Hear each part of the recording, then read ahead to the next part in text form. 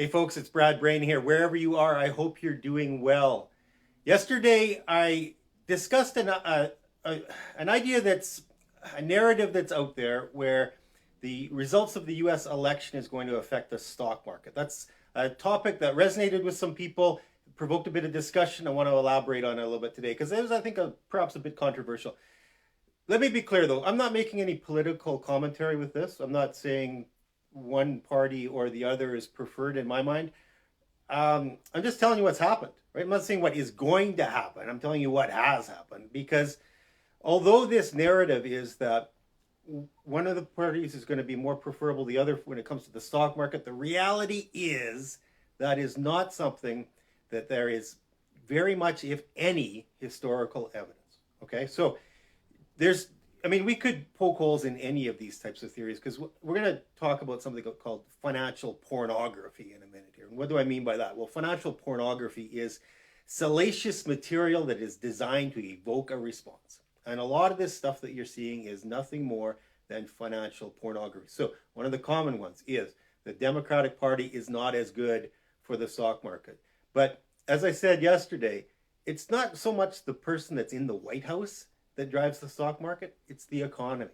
It's the businesses that are in the economy and their results. It's the business results that drive the share prices of the businesses. So here's an easy way to show it. Now, this is a 2016 chart behind me. You can look up the more recent data. It's not going to change. But if this line down here, this is who the presidents were. It's the prime ministers too. This is the Canadian chart. But who the prime ministers and presidents were through the years and the stock market performance. And 2008, Barack Obama got elected. Everybody was, not everybody, many people were concerned that was going to be a bad scenario. The reality is the 8 years that he was in power were phenomenal for the stock market. 2008 to 2016 was one of the biggest bull runs that we've ever had. And it wasn't so much him, though. It was the factors that was presented to him because there was a lot of carnage that happened before 2008. So he was there for the repair phase. Anyway, let's talk about financial pornography because it's rampant. Yesterday I had a talk with a fellow and he presented something. I wanted to see where he was coming from on it. So I asked him, like, where did you get these ideas from? And he mentioned a particular guy who's a financial journalist, very popular. And we were on the phone, so he didn't see this, but my instinctive reaction was to roll my eyes because this guy, honestly, I stopped reading this guy like probably a decade ago because there's nothing there. It's the repetitive regurgitation of the same tired old populist themes that's designed to evoke a response. So why does this stuff work? I'll tell you why. Because I get it that there's going to be some people out there that is going to have a hard time hearing what I'm saying and going, yeah, I don't know, this doesn't seem right. Well, here's why. There's a lot of biases, but there's two common biases that reinforce why financial pornography works. One is recency bias. And what that means is the things that just happened seem to be more powerful. So right now, 2020, we're going through the pandemic. We've had stock market volatility. That seems so real, so visceral, right?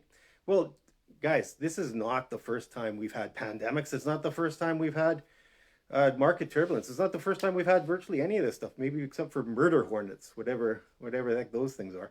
But listen, we've had all sorts of stuff that's happened, even the brink of nuclear holocaust. So how much more serious can you get than that, right? Following 9/11, the stock markets closed for a week. They shut it down. And it's not the first time they shut down, right? So stuff happens. It doesn't mean it's the end of the world. It doesn't mean this is the first crisis and it won't be the last one. So the idea of recency bias, though, because we're living this right now, the pandemic seems so exaggerated. The stock market volatility seems so exaggerated, right? The other bias that we get is confirmation bias. So if you have an opinion, and since we're talking about the election, let's say you're either a Republican or a Democrat, or you lean one of those two ways, you will tend to pay attention to stories that reinforce your already made up mind. So if you are a Democratic, you'll see the stuff that is positive for Biden and against Trump. Vice versa. If you're a Republican, you'll see the stuff that makes Trump look good, and you'll think that Biden's not that great a guy. So confirmation bias, you're going to pay attention to stuff that reinforces your opinion. Okay, so we got recency bias, we got confirmation bias. You put these things together, it makes financial pornography a very real thing. It's common. It doesn't, though, mean that it's accurate. All right, so if you got any questions about how any of this stuff affects your own accounts, if there's anything we can do for you, just let us know. I'm Brad Brain. We're here to help. Take care.